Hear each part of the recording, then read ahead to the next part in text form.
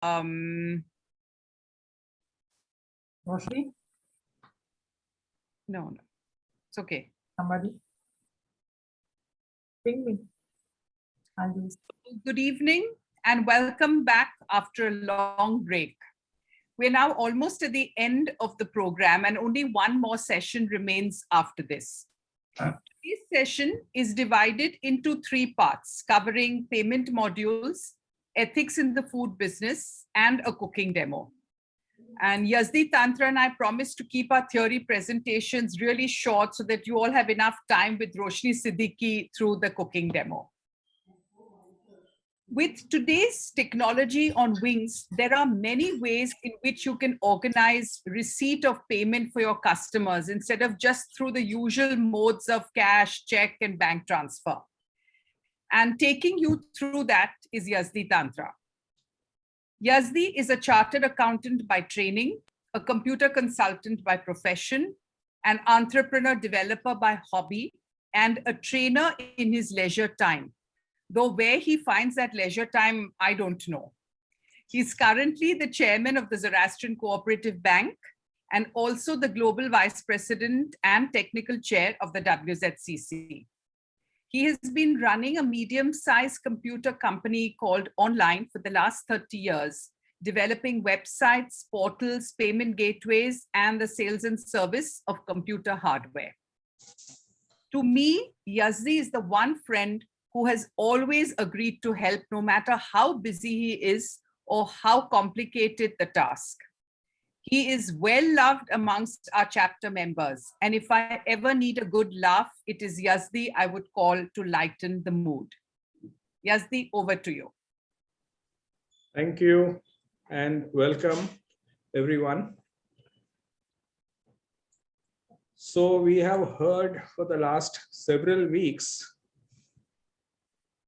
all that Zarine auntie has taught us regarding cooking the food, ingredients, safety, packaging, etc., etc. And I come in last where you have to collect the money from the clients. So we talk about payment gateways. And as Zarine said, there are so many ways in which you can collect the money and easily and very, very efficiently. So let's start with how do I get paid? So the most traditional method is cash. Then you have checks. Then you have credit cards. You have UPI in India, which is Unified Payments Interface, which we shall see presently. And then there are wallets. Now, these are various ways in which you can collect your money. Now, cash and check are old-fashioned because there are a lot of problems associated with them. One is that you have to have physical custody. You have to take care of your cash. If you are sending a man to pick up cash, you have to be very, very confident about his honesty. It is always people dependent because a guy has to pick up cash and deliver it to your residence or to your kitchen. And you have to count. There are issues of change. Somebody will say change nahi hai, come tomorrow, or uncle is not there, so he cannot sign. I'll give you next week. So there are lots of issues there. Checks. There are issues of deposit. You have to see that it is cleared. If there is a bounce check, then you have further problems. And you are just postponing your receipts. So cash or check is now very, very old-fashioned and not at all recommended. Even today, the Bhajiwala starts taking Paytm. So you have to be very, very savvy in accepting anything other than cash or check. And what are the new modes of getting paid? The new modes are all online, and your mobile phone is a very, very good tool to help you get money online. If you think about it, in Africa, there is virtually no cash. Everything happens through the mobile phone. And why mobile phone is so popular? One is it is very secure because your identity cannot be transferred to anybody else. You don't depend on people. The guy will not be, you don't have to wait for the guy to come back and deliver the cash back to you, etc., etc. There are instant credits and therefore there are no receivables. You get the money instantly the minute you deliver. In fact, you can have this payment on delivery. Some people collect in advance, but some people even allow payment on delivery. So when the guy goes there, you can ask the person concerned, you can ask your client to make the payment on delivery. So there are absolutely no outstandings. It's absolutely instant. And that is the beauty of mobile payments. It could take anything between 1 and 5 seconds to get your transaction completed. So therefore, the new age online tools are very, very popular and virtually prevalent all over. You don't even need to be in a big city, even small cities. Everybody is using the online tools. So what are the online tools that are available? So there is something called Unified Payment Interface, UPI. What it means is that there is a central location or there is a central service provider. In India, it is called NPCI, National Payments Clearance of India, which has an app called Bharat Interface for Money. If you download this app, you can make payments and receive payments from any bank to any bank. There is no need for a check. There is no clearing. There is no waiting. You get instant credit. And best of all, it is free. There are no charges for using UPI. So if you are in India and you are using UPI, there are no charges for receiving money from bank to bank. So it is bank to bank direct. There is absolutely no cost.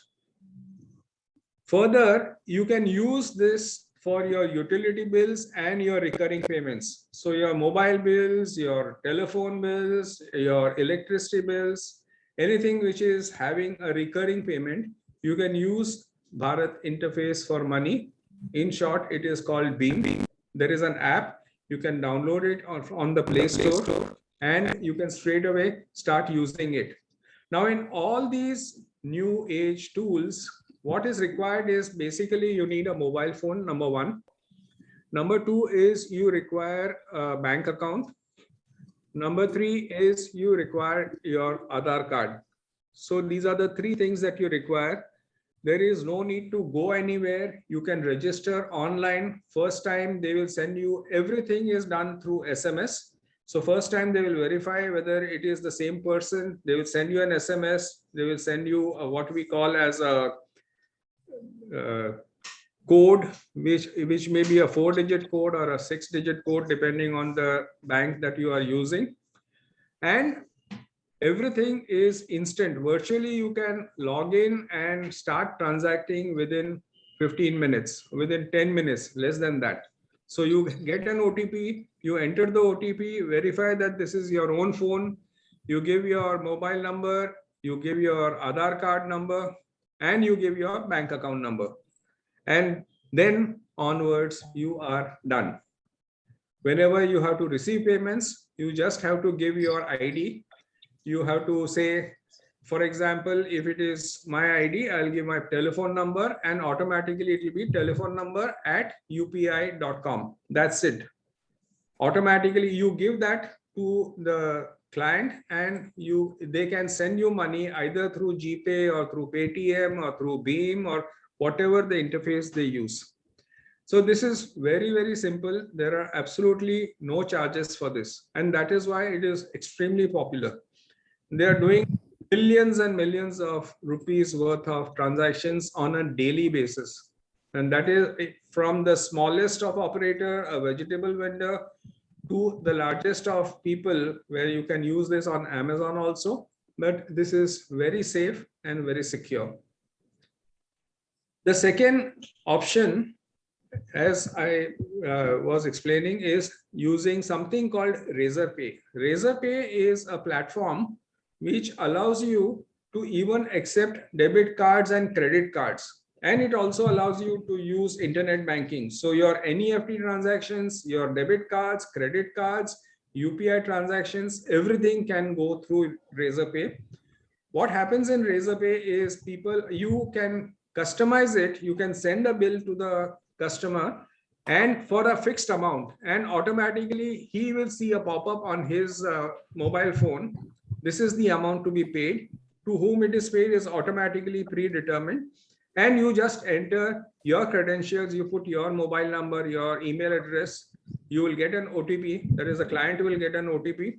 He enters the OTP in Razorpay and the payment will be made. Normally in Razorpay, the credit comes after 24 hours, but if you are a certified customer, they can even give you early credit, but then there is a charge for this. If people are using credit cards, then obviously the credit card company is going to charge for it. So there could be a nominal charge of 3% to 5%, depending on the type of transaction. If it is a debit card, it is lower. If it is a credit card, it is higher. So that is the second way of using online payments. The third way is using wallets. Now, wallets are something which is a mix between online transaction, that is a UPI transaction, and a balance that you can keep in the wallet. So all these, what you see on the right, Paytm, PhonePe, PayU, these are all wallets. So what happens here is you get monies into your wallet, then you can spend it directly from your wallet for your other recurring payments, number one possibility. Or if you are buying stuff, you can pay directly from the wallet, or you can withdraw. Only when you withdraw something from the wallet, you pay a charge. So in the earlier case, every item, if you remember, when we saw Razorpay, for every transaction, you have to pay a charge, right? Nominal charges for each transaction. Whereas in a wallet, you don't have to pay a charge for each transaction. You can hold the money in your wallet and you are charged only for the net balance that you withdraw. So if you get 1,000 rupees and you are spending out of that 900 rupees and you want to withdraw 100 rupees, then your charge is only on 100 rupees. Again, these wallets are extremely popular. You get instant credit like Paytm. When you make a payment or you receive a payment, it is in 0.1 seconds, 0.5 seconds and stuff like that. It's extremely fast. You can also do bank-to-bank direct, like your UPI transactions, as we saw earlier. You can also use it for your utility bills, recurring payments, and people like Paytm also have a shopping mall. So you can even do your other personal shopping directly on Paytm. So this is another way of you collecting your money. If you have a website, there are very famous platforms like CC Avenue, HDFC Bank, your ICICI Bank, SBI, etc. You can go for an arrangement with CC Avenue or HDFC Bank or Stripe. Stripe is an international company which does this collection of payments, and you can here there is a little bit of programming involved. You might have to use an external agency to help you to set up these payment gateways. And of course, if you have international receipts, PayPal is one of the most famous and one of the pioneers in getting online payments. You can receive and pay stuff from PayPal. There are also nominal charges, and there is instant credit. Again, bank-to-bank direct is possible. Recurring payments are possible. There is a shopping platform, and you can do a lot of customizations as far as PayPal is concerned. So this is a brief overview of what all we could do with online platforms. which we can use, which is very simple to use, very simple to sign in on, and extremely fast. Thank you. If there are any questions, we can take the questions now. Zarine? Yeah, sure. We'll be happy. Anybody has questions for Yazdi? Wow. You can unmute yourselves, put your video on, put a hand up. Okay, I'll start off with one. Yazdi, for Razorpay, what do I do? Do I download the application and open an account with Razorpay? How do I go about it? No, with Razorpay, again, it is not a platform like Paytm or Beam. Here, you don't have to you can download an app also for making payments, but you have to register one time. You have to send your documents to them and they will validate those documents. And it takes about a week to 10 days for getting a clearance. Okay, Nawaz has a question for you, Yazdi. What is the difference between a business account and a personal account for GPay and Paytm? Can we have both together on one phone number? It is not recommended to have both unless you have a phone with two numbers. It is always a good idea to have two different numbers for business and personal account. Business account expects that you are going to get receipts and very few payments. Personal account is, as I said, like your personal payments, your electricity bills, your recurring payments, etc. You will have to distinguish between your business and your personal accounts. So Dilbar has a question. In wallets, why a balance of 100 rupees is charged? Can we not keep 100 in the wallet and use it for future payment?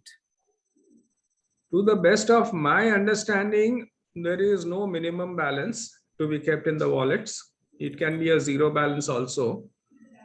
But maybe different wallets may have different rules. But Paytm is one of the most popular and they don't require you to have a balance.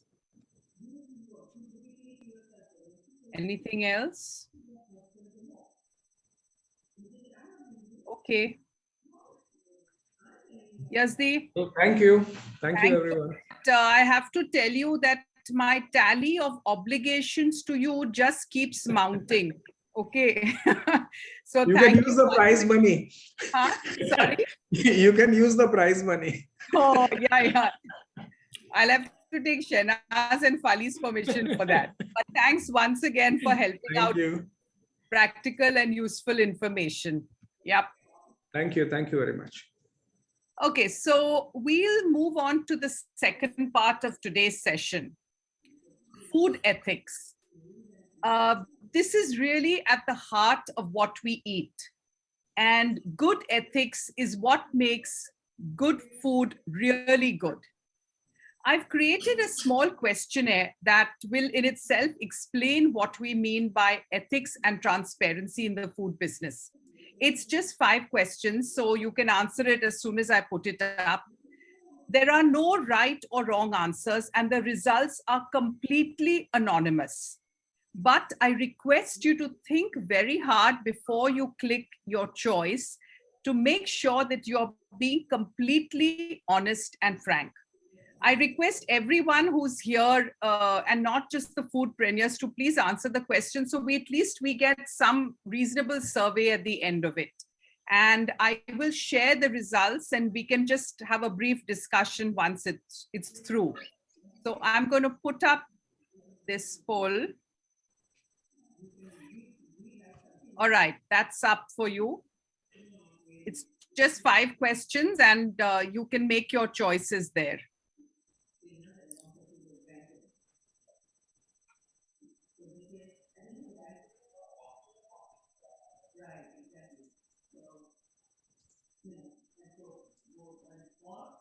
You have to start the poll. We can't I have started it. No, you will have to. Have you started the poll? Acha, okay. Sorry, I am the co-host, so I can't participate. Oh. Is Is everybody able to view the questions? Can somebody just give me a thumbs up or a verbal yes?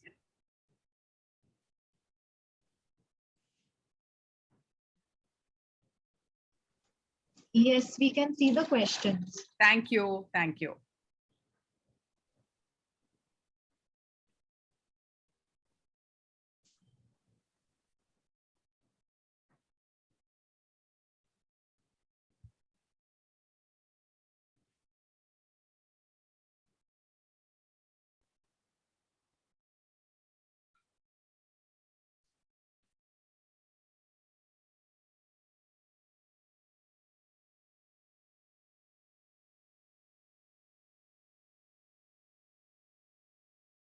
I can see lots of thought. People are deep in thought.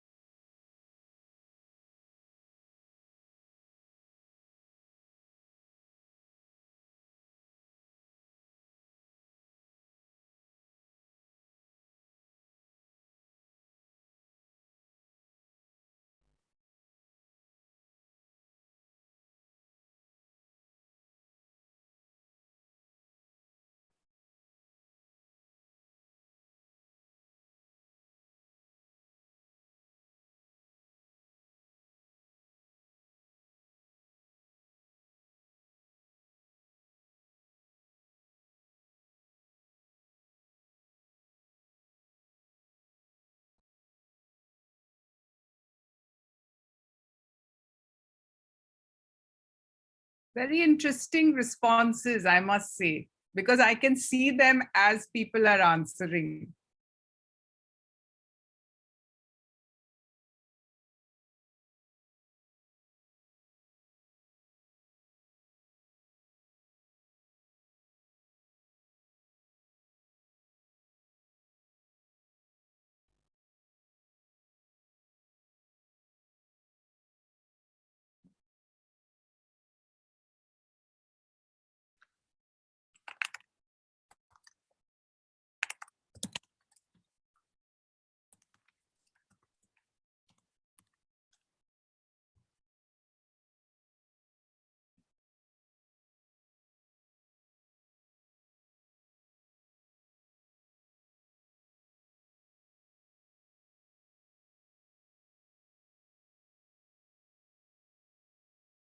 Ten people have completed. I'm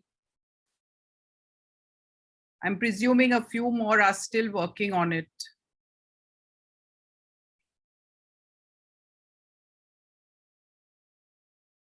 $11.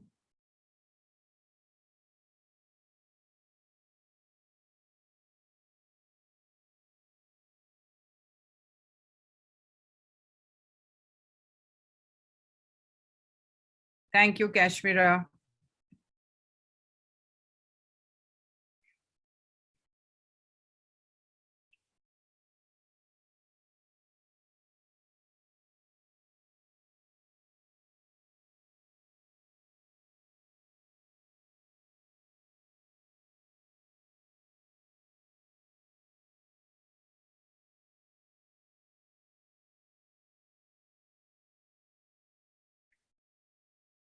All right, I'm going to end it here now.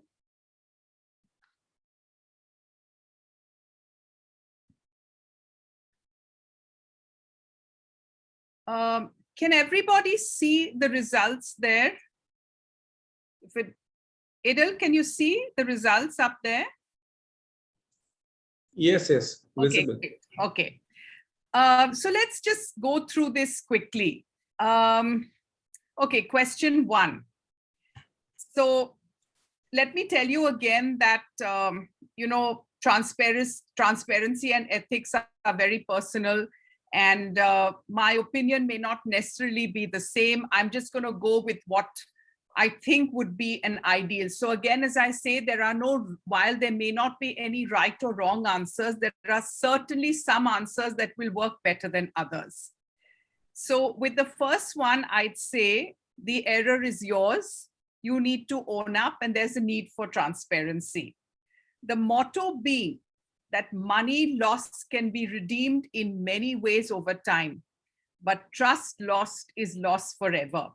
So keeping that in mind, figure out what the best situation would be. With question 2, that's a real dilemma. Either way, you're going to have to face the music. So I would say face the music with honesty rather than have a lot of guess with upset stomachs. The third one. So this is very relevant in today's time, and you can see 100% of people have said that, you just admit you're not vaccinated, but you assure the customer. Yes, it's certainly better to be very honest about this. And if you've taken a personal decision to remain unvaccinated, well, then you have to understand that there will be customers who will be apprehensive. So stick to your principles. And this is not just about vaccination. It's about any principles that you may hold dear. Fourth one, okay, food is very personal. Tastes vary. And so if you just gently, I think I would also go with that, tell her politely that there are many different versions, this is your version. Let the customer have the satisfaction of being right. It doesn't take anything away from you except an ego high. So if they feel that they have it better, that's okay. It doesn't mean that yours was bad. The fourth one, okay, the fifth one. So really the only dilemma would be between, refunding the entire amount or the proportionate amount. Ignoring it and hoping that the customer will not notice is being completely naive, because customers always notice these absences, especially if they are Parsis.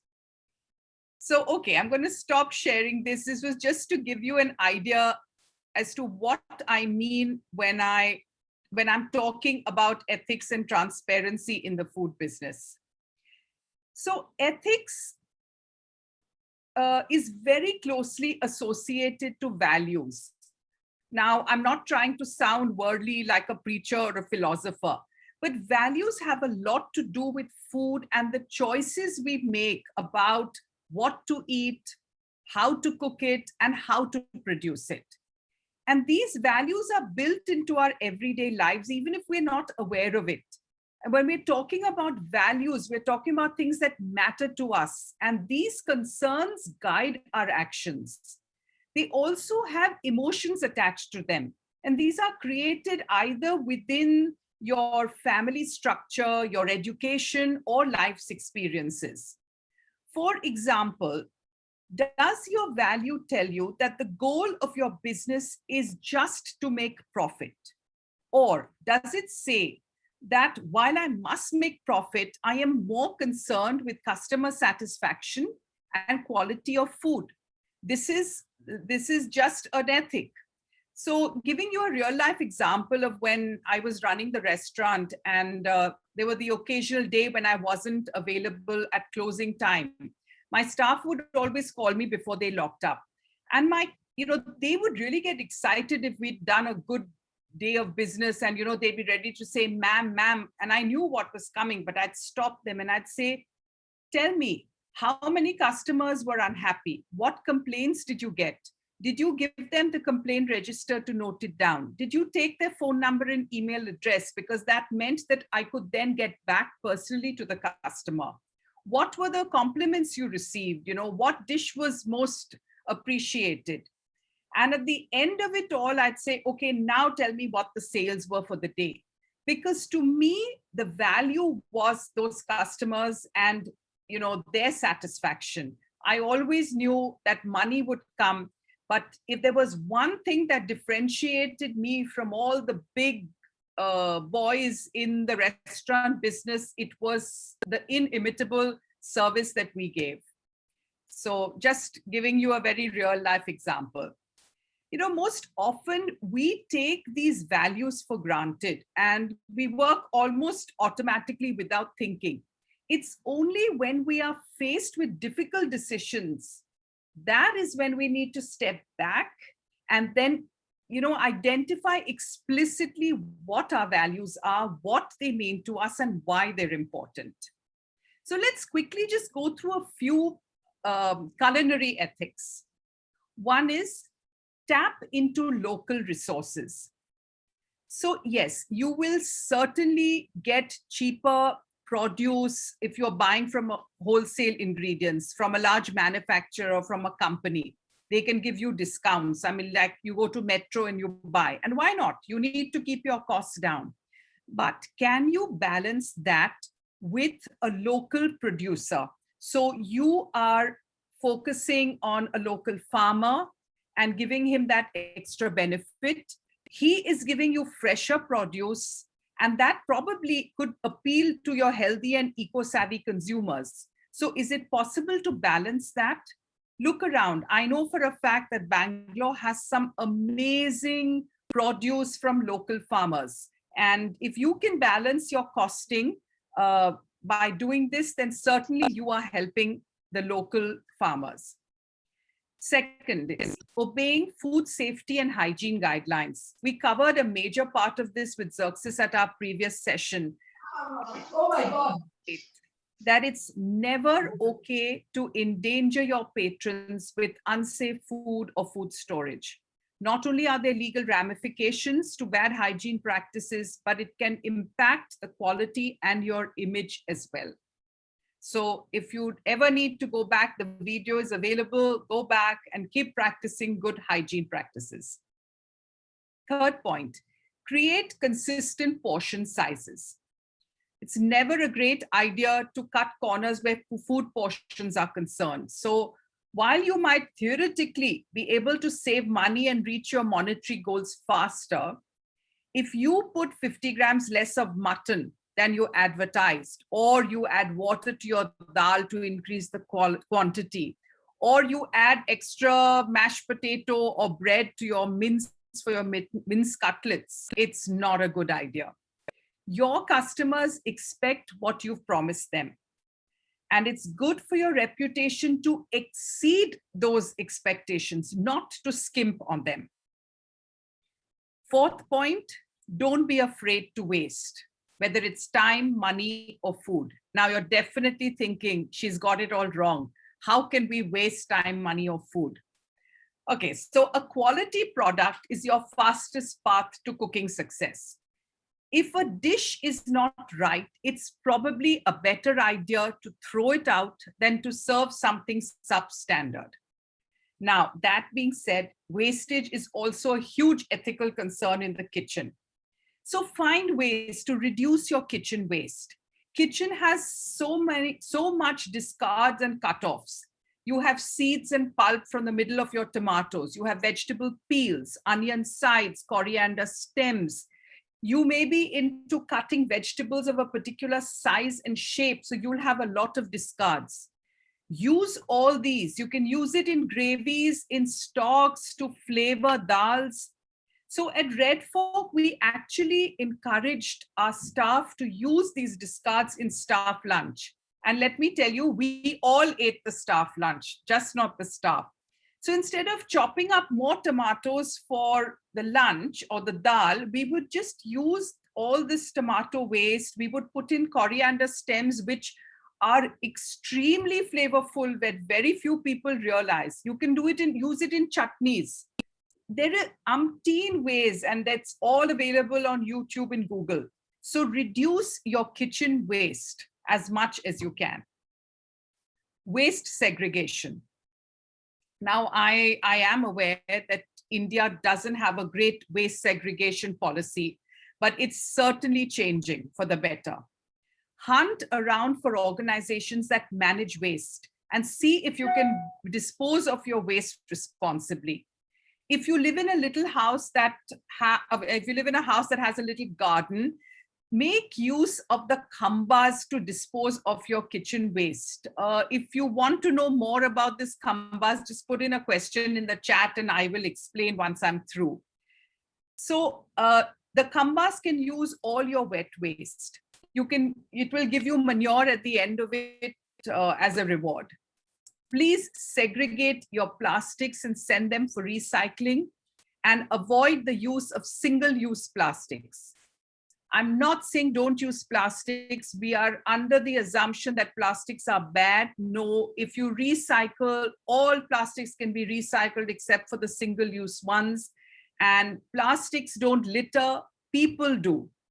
And paper isn't any better. So don't be under the assumption that you are helping the environment by using lots of paper. That's not correct. Most people today like to use biodegradable. It's a great word, but it's a misnomer. Because in the Indian landfills, biodegradable doesn't work. For an item to degrade, it needs elements of the environment, sun, oxygen, etc. In our huge landfills, that is not penetrating to get to your biodegradable objects. So don't be under those false assumptions. The best way is to have segregation in your home and find bin. I know ITC does huge plastic collection, and pleasantly surprised this time when I was in Bangalore. There's a lot of road work going on, and I was driving by and I noticed that the barricades had these huge posters that said they are using plastics for the roads.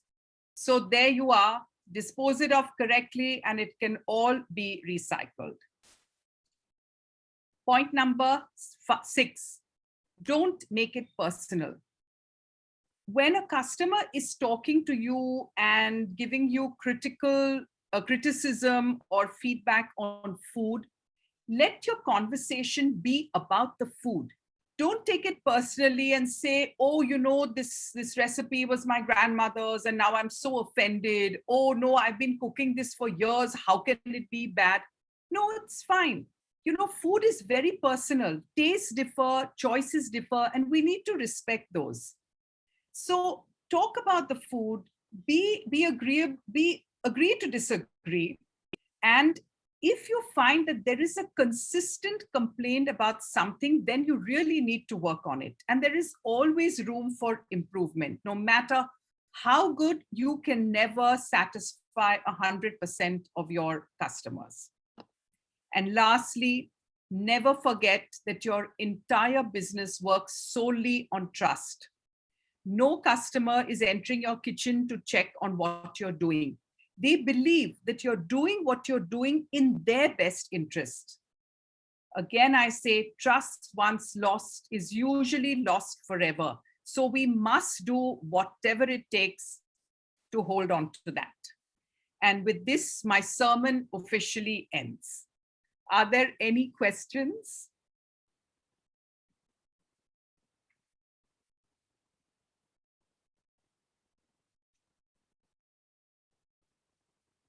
No one? Okay. I wonder whether you all understood what I was talking about. Was it too much in the open space? Did I lose you all, or was it all clear? Okay, Marok put a thumbs up there. Thank you, Kumi. Thank you, Marok. Adel is smiling, so I'm guessing Tenaz is doing this, so it's fine. Yeah. Okay, Dilba says great. Thank you, everyone. Yeah, all clear, Zarine, all clear from Sarosh. Okay. If there's Thank you, Sarah. Tam, I just like to relate an experience I had about the food ethics. So, but, Please, please, yeah, please. yeah, we were at the Oberoi in Rajasthan and ordered some entrees, and we expected that the rice would come with it, and it did come with it without asking for it. But in the bill, they had charged separately for the rice, though it wasn't mentioned anywhere. So I wanted to mention it, and the kid said, "No, no, Dad, it's okay. Don't worry." But I said, let me mention it to the server. I just said, you know, there's no mention about it. We didn't ask for it. You brought it and there's a charge. So he must have gone back and told the supervisor or whoever. And the lady came back and apologized. And, you know, didn't remove the cost of the rice alone, but completely made the entire bill for the, made it zero entire bill for the six people who were there. And I sort of almost was fighting and said, no, no, you don't need to do that. I was just pointing out about the rice. But that stayed with me, and I'm mentioning it to you, and that shows the positive result of it, you know. Yeah, that service is really, really way beyond, but that's fabulous. But yes, we did lots of these things, Adel, you know, at the restaurant, because we realized how important it is. It stays with the customer. So you do one good deed, and, you know, 17 years, the customer keeps coming back. So it really makes a difference, and you have never lost out on it. So though I don't, so yes, I think you do need to weigh, because there are lots of people who will take advantage of it. So you really need to read the customer. But when it's a genuine case, I think if you stop counting the pennies, you will make lots of pounds. I really do believe that. Thanks for sharing. That's Okay. really nice. Roshni, if you're ready, can I go ahead with hi? Okay, great. So now it really is time to get Roshni on board and learn the technique of lettuce wrap chicken and coconut banana crunch. So a quick introduction to Roshni. Roshni Mithaiwalla Siddique is a third generation celebrity home chef. The Mithaiwalla family of Mumbai were hoteliers and caterers. And so Roshni has a wonderful collection of family recipes created since 1950, which she loves to share with the world. She and her family run a restaurant in Dubai, and Roshni also owns a YouTube channel by the name of Pretty Parsi Cook. Do subscribe to her channel. It's a great way to add to your list of recipes. Roshni, limelight is all yours, and I'm going to spotlight you. Roshni also has a second camera on the food that she's cooking. So if you get into speaker view, you should have both her. I'm going to get myself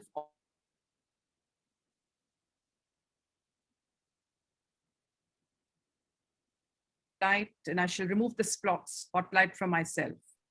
Great. Yes, thank you. You're on.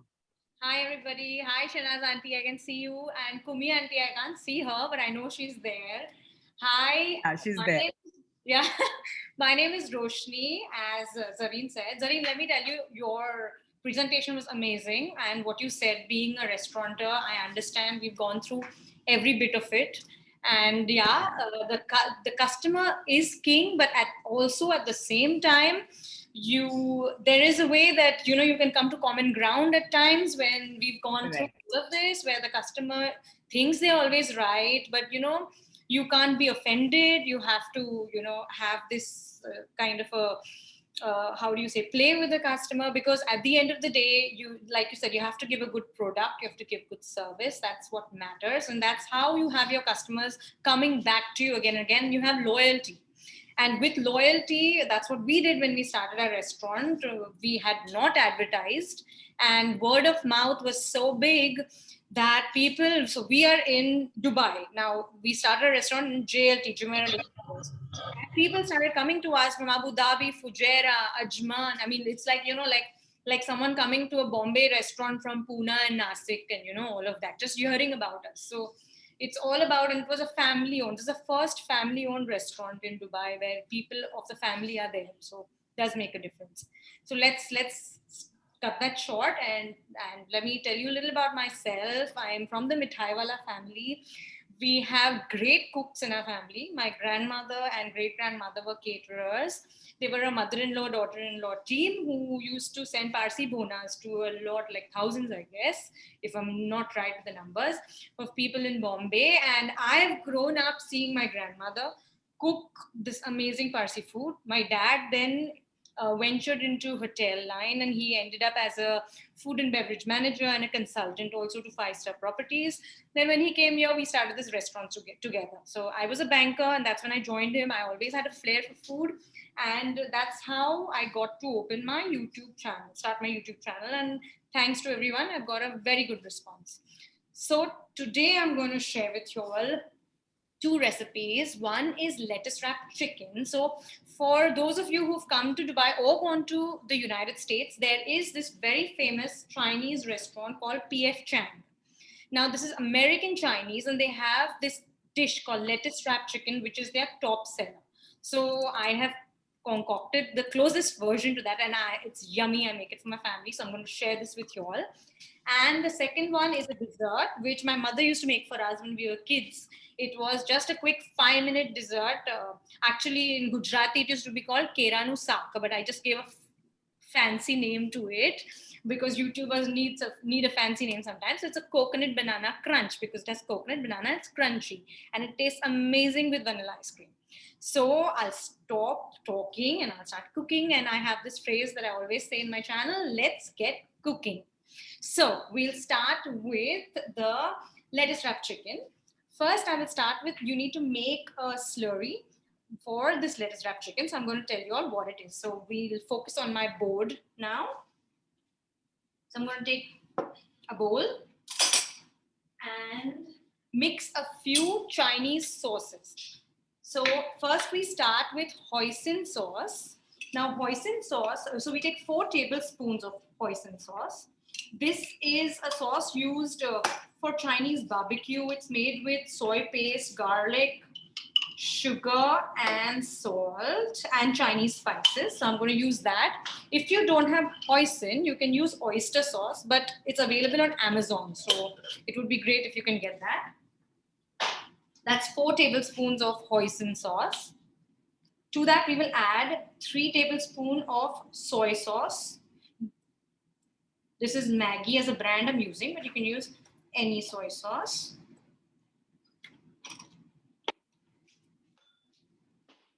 To this, we will use 2 tablespoons of vinegar, white vinegar, any white vinegar. 1 tablespoon of sriracha. Now sriracha, because this is American Chinese, that's why we use sriracha for this. So sriracha is like a chili sauce. In India, you get this Ching's red chili sauce. You can even use that. Actually, Because sriracha hoisin- is really available in India also now. Yeah. Lots of people are now, they use it, keep it at home like they do ketchup. So it's lovely. really available. So super. And then you add 1 teaspoon chili flakes. So I am a spice lover, that's why. If you have kids eating this, then you can just get you don't need to put the chili flakes. So if you want your Chinese taste really good, you need to get toasted sesame oil. And you need to put this because it just gives this amazing fragrance. So 1 teaspoon of toasted sesame oil. And I'm going to take this opportunity to finish and then I'll just, what have you added? 1 teaspoon of cornstarch. Cornstarch basically will thicken everything up. So now I'm going to stir. Zarine, tell me. So I just wanted to tell everybody that Roshni's has shared the recipe cards for both these items. And I have shared it with those on my Foodpreneur group, but anybody here wants them, please just put your email address into the chat window and I'll be happy to share it. So on the recipe card below, there's a link. If you click on the link, it will take you to the video also if you want to refer to that. So now lovely. we've made this and we're just going to keep this aside and we start the cooking. So this is it that you require. That's the main sauce for lettuce wrapped chicken. Okay, I'm just going to clear this. Okay, I'll just get my cooking hot plate. These are all my gadgets I have for my YouTube channel. Okay. Everyone can see, right? It's in focus, correct? Yes. Number 3. Okay. Now, just a second. Okay. So we take some oil, about 4 to 6 tablespoons of oil.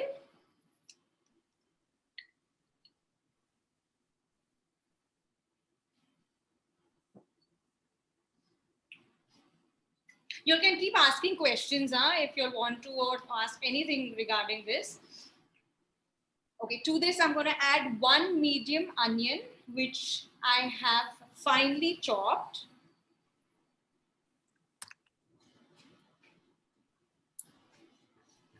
And we're going to cook this until the onion is translucent, around 3 to 4 minutes.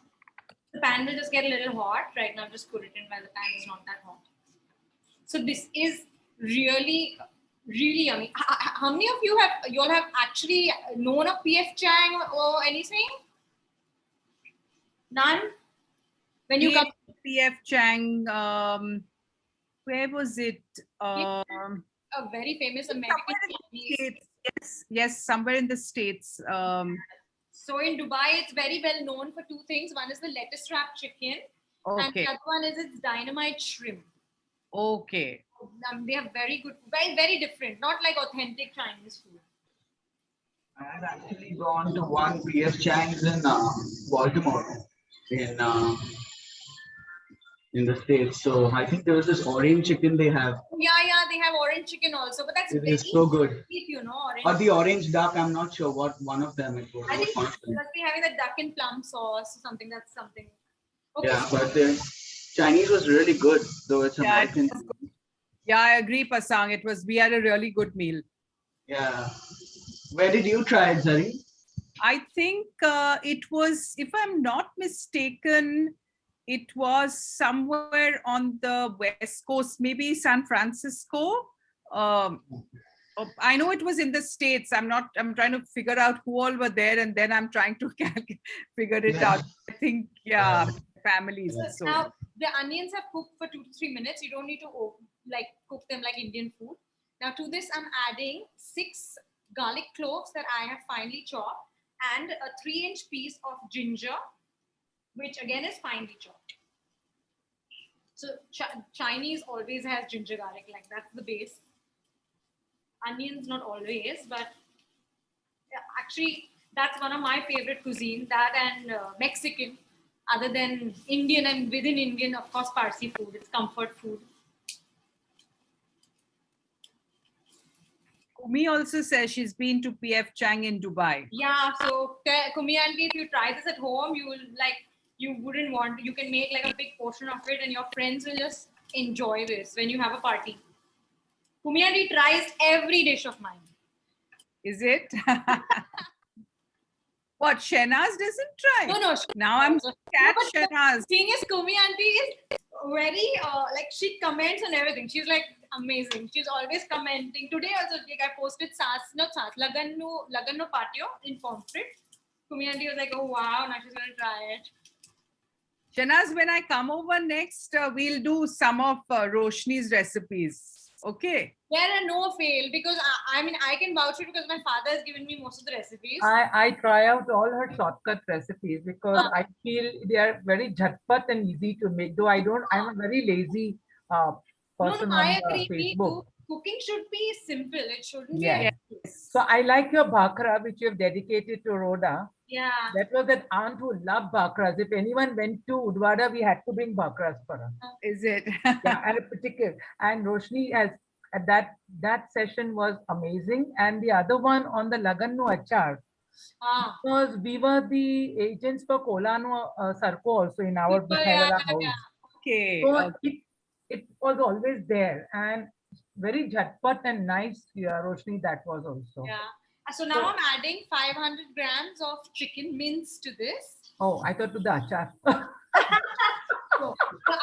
So when I was making the achar at home, your house smells so good when you make the achar. Absolutely. Yes. The aroma is all over. Remember? Yeah. Akka gero magmage. I know. So this chicken mince lumps up a bit when you cook it. So you don't have, you just let it lump up even thick. You all can hear me, right? Because there's a lot of sizzle happening over here. Yes, yes, yes. So it's okay if it lumps up thick, because you know the thicker lumps, they get the juice of the hoisin sauce and everything well. So you don't need to worry if it's a little inconsistent and the keema is not separating. It's just that this is the part which will give you good forearms. For like 3 to 4 minutes, this is the most important part, and you have to keep breaking the chicken. So we can keep talking while I'm breaking the chicken, because this is the only part that takes a while. Does anybody have any questions? And this is a good time to ask Roshni instead of typing it in the chat window. You have 2 minutes. Quickly unmute yourselves and ask her.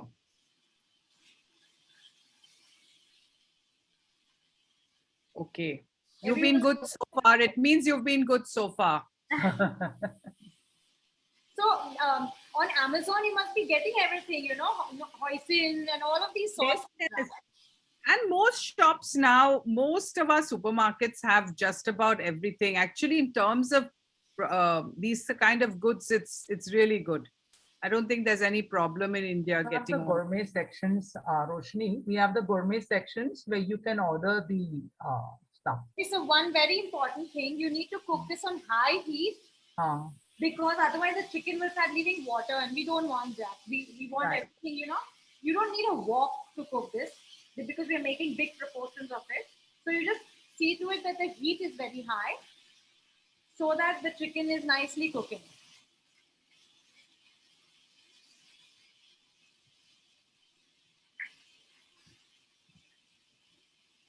So you can see it's like, it's keema, but it is all clumped together. Just 2 minutes more, and then we'll start adding the other ingredients. Roshni, I wanted to ask you if you have a nice akuri recipe. Oh yeah, it is on my Akuri and curry chawal. You have to have that. Curry chawal is a signature dish of the Mithaiwalla family. So much. Yeah, and there are about 3 or 4 variants in that family we have of the curry chawal. And Rodana, Che, Banuna, everybody. I used to love Banu Auntie's curry chawal. Yes, absolutely, absolutely. So these are all old recipes that were. Roshni, just wanted to ask you, instead of chicken, can we use lamb? You can, but then you'll have to cook that more or in the pressure. I don't know how much time. Lamb will take more time to cook, but you can. Or pork mince or whatever, you know. Yeah, you can cook lamb. Actually, beef cooks faster than lamb. So in India, you don't get, no? Really? No, we get No, beef cooking faster than lamb. I'm wondering. Yes, of course, beef cooks much faster than lamb. Really? Okay. Yeah. What is a steak? A steak takes 4 minutes. Exactly. Yeah. That is why lamb and mutton are same category, so they take time. So ideally, if you pressure cook the lamb with ginger garlic paste and then strain it, then you can cook it with this better. Then you have to just cook it for 20-25 minutes. You know, it takes a long time to cook in this. So now this won't be fun. Like the keema pao we make, which is with the juices. So I have the Irani keema pao. I know, especially the sweet keema pao. Okay, so now this chicken is nearly cooked.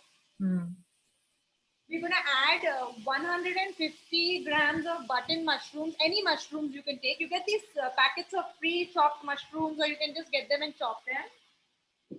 Do this, and we're going to stir it in and cook it till the mushrooms just go a little down.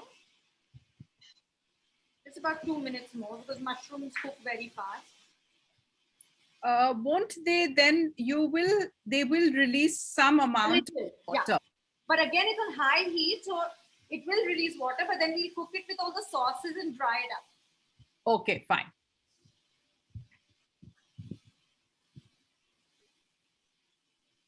Today, this is our dinner. Lovely. Yeah. Sorry, is the chicken shredded? No, it's minced chicken. So Minced chicken. the minced chicken that you get in Dubai is passed through this very fine mincer. You get it in our supermarket. So it always is like this. I know in India it looks different. It just brought up. So they pass it through this meat grinder, and it's always just all tightened up. So it clumps up. Okay. Yeah, but I think chicken mince clumps up no matter how it's done. They will all. It does clump Yeah, up. yeah, it does. But in fact, this dish tastes much better with clumpy chicken because when you make it at home, you realize when you're eating it, it tastes more meaty, and the mushroom and everything then, blends together because of the clumpiness.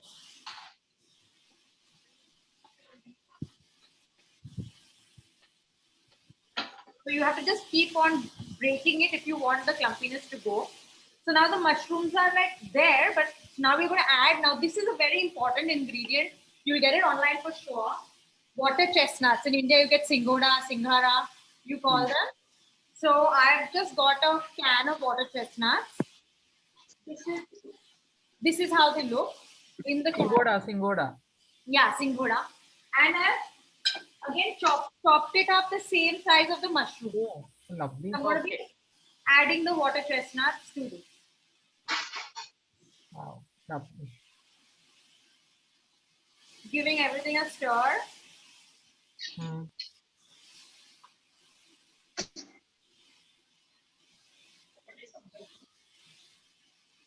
Okay. So you don't have to cook it much once you put the water chestnuts because we want them to be crunchy. Yeah. Now I will put this sauce that I've made. This entire sauce goes in.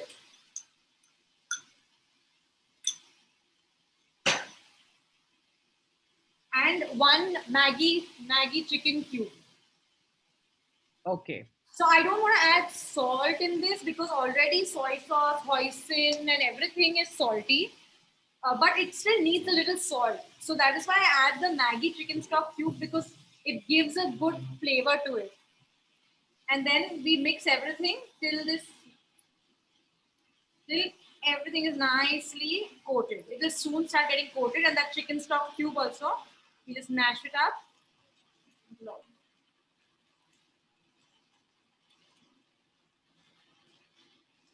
So that's what, if you use chicken, the dish gets done very quickly. Yeah.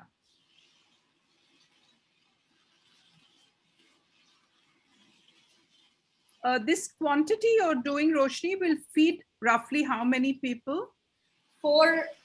We eat a lot. So basically, this is with lettuce, so there's no carbs to it. So 4 people can usually eat this.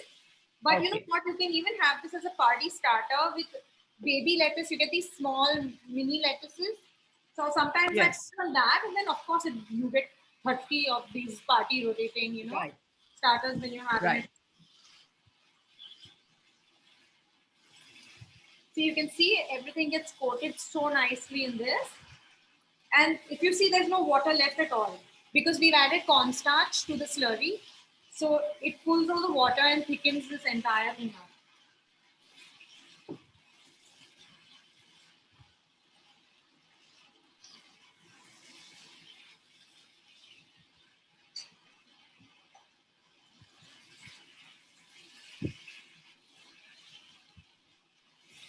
That's it.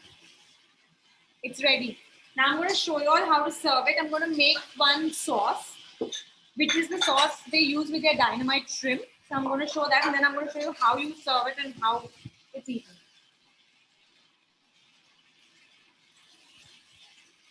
Because it's chicken keema, it cooks very fast. Yeah. And the mushrooms get cooked fast, but we don't want the mushrooms to be overcooked, as well as once we put the water chestnut in, we want the crunch. Right. So this is done. I'm just going to remove this, and then plate the whole thing and show you guys.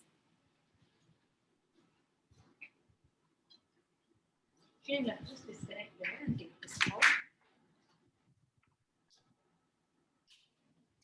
No, give me it from here.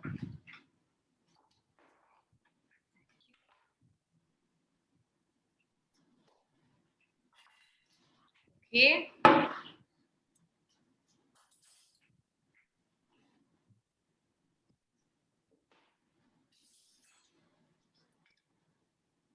So I'm going to serve it exactly the way they serve it in the restaurant. They put it here. Okay.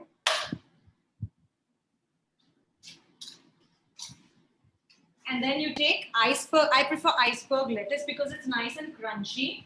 So you remove the iceberg lettuce and you make these bowls of it because it's already round. You cut it in half. You cut the stem out of one side and you'll get nice round edges like this. You get quite a few. Today the iceberg lettuce that I got was very bad. It was all curled up. So I managed getting a few. And what I've done is, this is an optional step if you want to, because I've just tried to do a copycat version. You get these rice stick noodles. Yes. So you just cut them into very small bits and you fry them like saria. Oh, interesting. Okay. Because you need a crunch. It's just nice, when you have these different flavor patterns when you're eating, it just gives you, because it's the lettuce, then the chicken, then you give a crunch, so all of that. Very interesting. I think any Chinese is incomplete without the garnish of spring onions. And I'm going to make you a sauce which goes with it.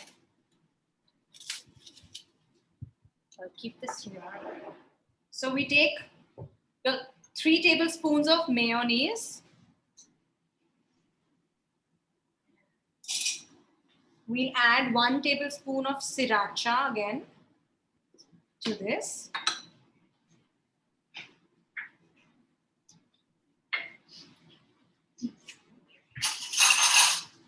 One teaspoon of yellow mustard, the English mustard. This is a nice dip. It will give you a nice zing when you eat it because of the mustard.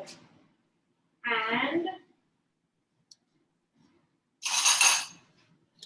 1 teaspoon of honey.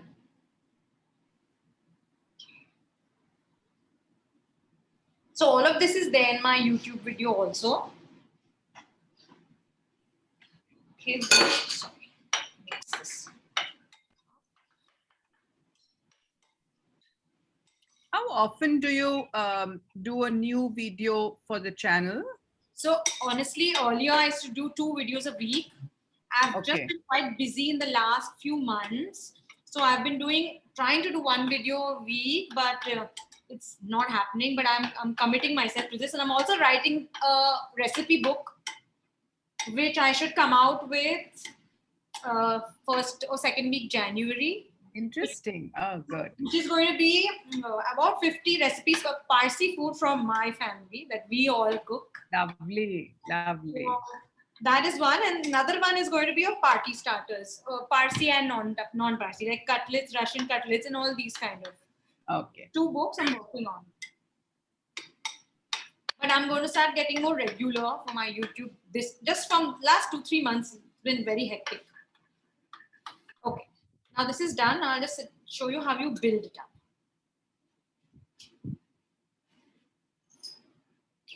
So you're going to take this lettuce. You're going to take the sauce and just put a smear at the bottom for the taste. Because it's a spicy sauce, so a very little smear, because too much of it, the mustard will just go through your nose. Sorry, I just have to keep going back and forth. Then you take your chicken.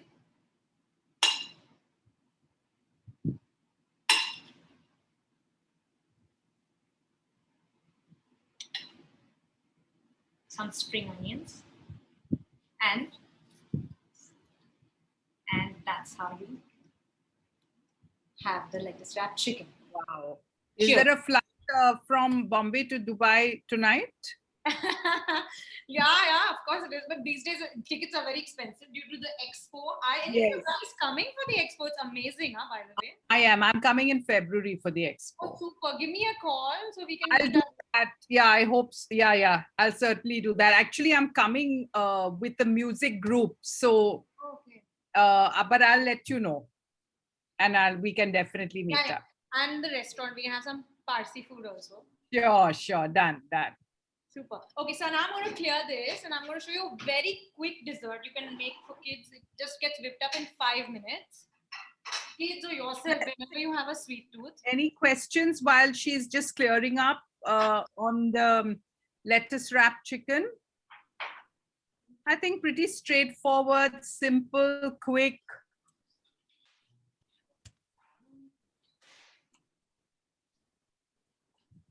Okay, so should I start with the dessert? Yes, go ahead. Yeah, go ahead. So these are 3 bananas ready to eat, not overripe like you do for your banana bread. So that will not work.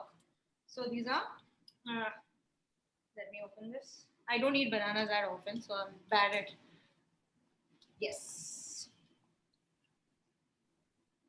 Okay.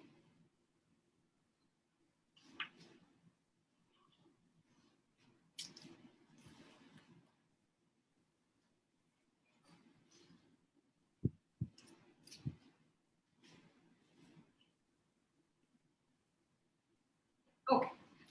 So we're going to cut these bananas into cubes, not like long, but round.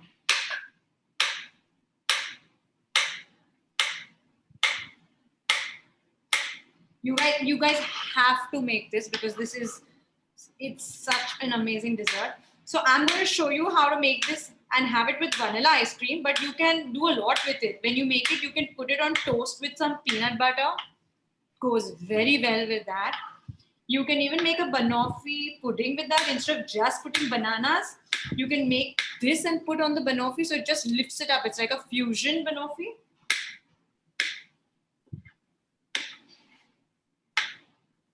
Okay, so that's it. We've done this. Now I'm going to just start cooking. This will take less than 5 minutes.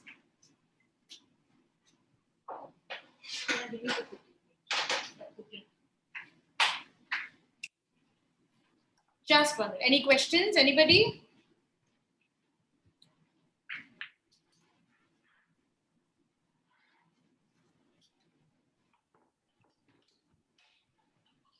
Yep, clear.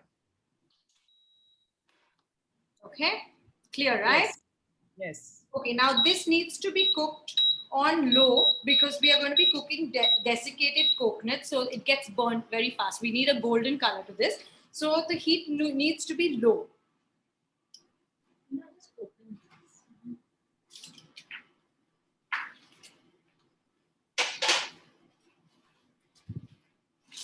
Just the sugar.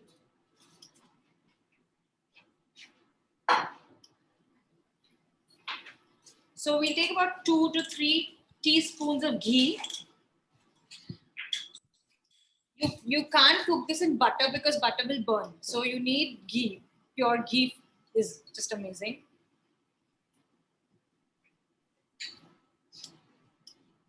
Okay. Melt it a bit.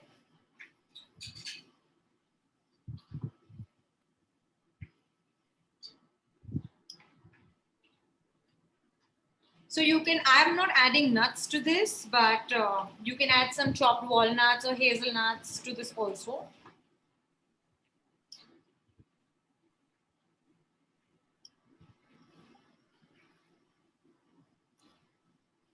I'm going to add 3 tablespoons of desiccated coconut or khaman as we call it. Just let the ghee melt on it.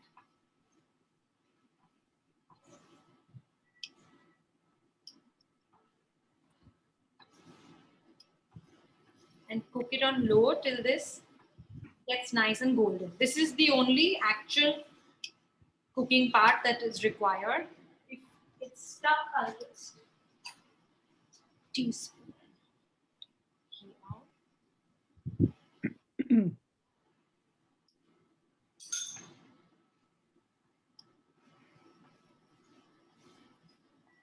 So I've made kunafe on my channel, which is a really nice Middle Eastern dessert. If you get this dough over there, you can make it. And if you get the kunafe dough and you just put sugar syrup over it and some dry fruits, it becomes sutar femi that we all used to get. Oh. So you don't get all that in Dubai, so I keep experimenting. Okay, so this is the only part which is going to take a little time. I'll just increase the heat because I have a fan on over there so that, you know, all the things don't go into my iPhone. But otherwise, if you're doing it, just do it on low because otherwise you will risk burning the coconut. Instead of golden, it just becomes dark brown and then leaves a burnt taste. Very fast and very fast. Yeah.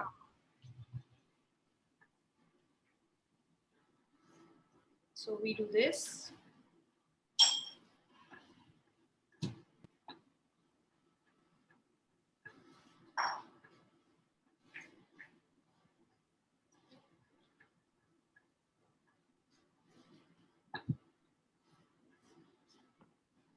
Yeah, this is taking a little more time than usual today. Otherwise, it becomes very quick on my actual cooking range.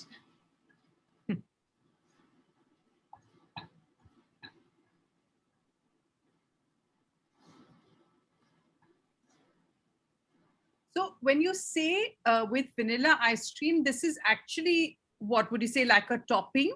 Yeah, vanilla ice cream is just a topping. So you can use whipped cream as a topping. You can use whatever topping you want. You can even have this as it is. But it just tastes much better, you know, a hot dessert with some cold ice cream. So, so it tastes better with that. When we were kids, we used to have it with roti, with chapati. So it's like... Oh, really? Like you roll it in a chapati and you have it. It tastes so good even that way. So if you want to just up the game a little, then you have it with vanilla ice cream, or I mean, I really like it with hot toast, and on top of the toast put a little bit of peanut butter, and then this, it tastes very good on that too. So we are getting there with the color. We just need the coconut to roast well.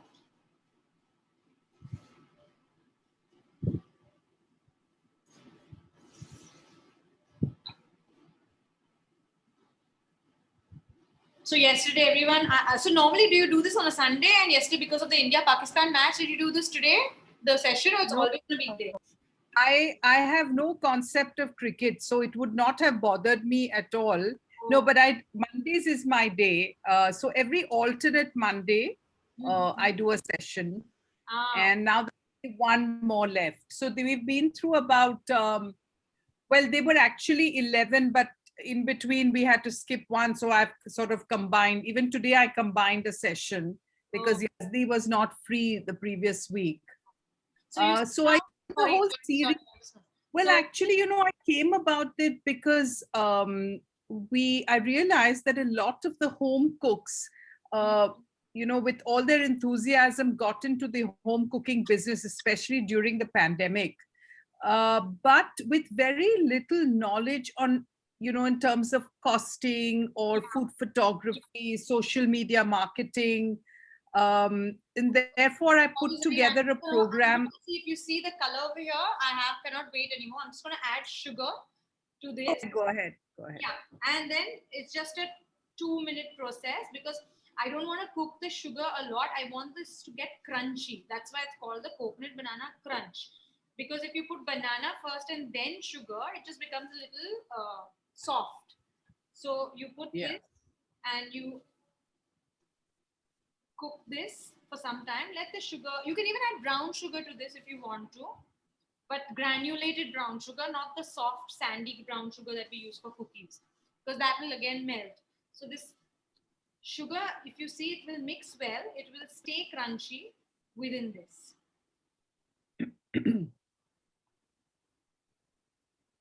Now I'm going to turn the heat off because we've got a good color, and add these bananas.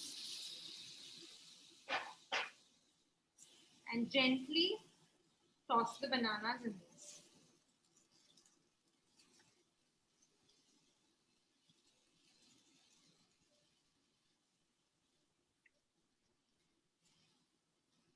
So you toss it and coat all the bananas well in this. The heat has to be turned off, otherwise the bananas will start releasing their sugar and it will become pulpy instead of crunchy. Right. That's it. It's done. Now I'm going to just remove it out in some nice fancy looking jars and top it with ice cream. This is the coconut banana. Okay. there goes mine.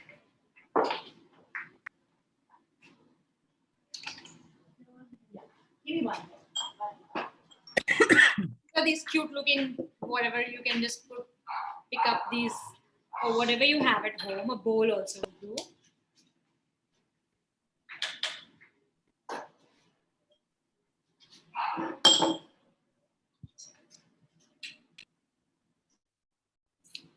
So I made this when I was shooting, and then my daughter's friends were here and they just gobbled the whole thing. So there you put like a nice spoonful of it. While it's hot, it's just so yummy.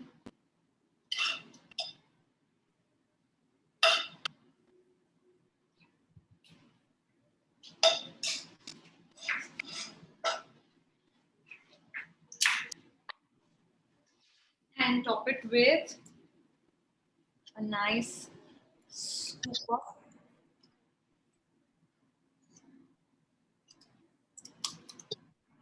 And who's going to gobble these down now? I have spectators watching me. Oh, is it? They're waiting for it. But they're clicking photographs as spectators. I'm just going to lift it down. Lovely. Okay, lift this, and I shall. It goes so well, trust me. This with hot banana and crack is amazing. Please try it and let me know how it is. All of y'all. Definitely. Lovely, right, Roshni. Lovely. So I'm going to turn this cooking camera off, and then if you guys have any questions, I'll take these. Yeah, sure. If anybody has questions, you can unmute yourself and please feel free to ask Roshni any questions you have. Roshni, you went from being a banker to a foodpreneur to now a cooking professional. How has been the journey? Oh, roller coaster, but I love that, I guess.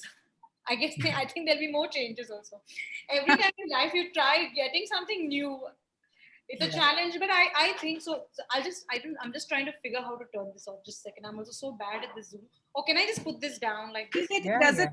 Yeah, it doesn't matter.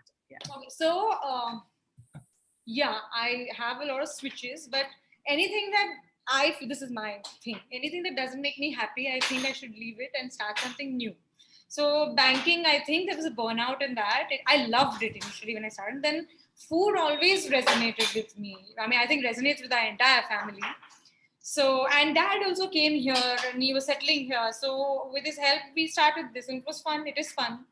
So that's what, and 2020, we were forced to sit at home. Of course, the restaurant was going on, but there were 2 months that everyone was forced to be at home. It was quite a stressful period for that home quarantine. So you had to do something, to figure yourself. So that's when I thought I'll start a YouTube channel on food, at least from home. So I started that also, and it was very interesting learning. Everything was learned. So basically I'm the actor, my hands. I'm the actor, editor, director, everything. So I put learning the camera setting, editing, and all of that was quite interesting. I'm still learning how to make food look good, trying my best. So yeah, all of that. I don't know. I hope I've answered your question. It is, because I'm asking this question because this is part of the Foodpreneur program that Zarine and all are looking at. It'd be a good idea for people if they want to put their YouTube channels and things like that. You could be having a great fan following for your food, and also for trying out new dishes. With the best part about I watch it every time, so I don't comment. That it is quick. You have got the recipe card very quickly written out, and it's easy to follow. If I can do that at home, why not? Yeah, I know you did. You told me in one of my recipes that it was very crisp. I don't know which one. So I love that comment because very few people understand the concept of being crisp and not boring people while watching. Because there are so many videos on YouTube I watch and I have to fast forward them. Because I just put the point to how to cook, and they talk and talk and talk and talk and talk so much, and they are, You get straight to the cooking, the step one, step two, people, when they search for a recipe, they search how to cook it, and if they get to know that. So yeah, so now if you see, recently I've started voiceovers. Initially I was a little shy. I didn't know whether I should, but doing these, like I did one with one live session with Toronto Parsi group. So that's when I felt like it was nice to do these. And then I said, okay, let me do voiceovers, because I had 2-3 of my YouTube followers who said, please, we want to, listen to your voice and instructions, because not everyone reads and cooks. I got Yes. that. So now I've started with that. That's also an interesting concept, because you need a mic. You can't just record, you need your voice. So it's all about learning. If you ever want me to talk to people on this, I can always do, whether when they want to Yes. start a YouTube channel, what is important for a video. Thanks, Roshni. Maruk wants to know whether you have a Facebook page. Yes, I do, but it's a personal Facebook page, not on Pretty Parsi Cook. I have an Instagram Pretty Parsi Cook page, but it's not as active. My most active channel is YouTube. YouTube. Okay. Yeah. Anyway, I'm going to say thank you very much. Thank you for your time, for all the effort. And we very much loved having you on the show. Most welcome. Anytime, I loved it. I just love doing this. So thank you. And we'll certainly have you back. I'm looking at, I don't want to stop this, so we can look at doing different things and keep, educating people, sharing our experiences. I think that is what people are looking forward to. So thank you. Our next session, which will be our last, will be a very important one, because the only way the home cooks can reach their audience is through social media marketing. So you don't have a shop, you don't have a front window, you don't have any banners anywhere. So I'm hoping you attend this session to understand how you can effectively market your business. Thank you, Roshni. Right? bye, everybody. Bye, Shanaz Auntie. Bye, Kumi See Auntie. you soon. Bye, sweetie. Bye, Roshni. And I'm See you. looking Bye. forward to your book, okay, Roshni? Sorry? Your book, your recipe book. Oh, yeah. Yes. Yeah. I'm looking forward to that one. Oh, Fun? good. Yeah. Okay. Yeah. Yeah. Waiting for it. I'm waiting for it. Bye-bye. Oh, Good bye, night. My regards to Bye. all. Roshni, Bye. seeing you after a long time. It's been good. Yeah. Give my regards to Dad and everybody at home, Mom, Dad, I and everybody at home. Love I you. will. Take care. Bye-bye. Thank you. Bye-bye. Love ya. Bye-bye.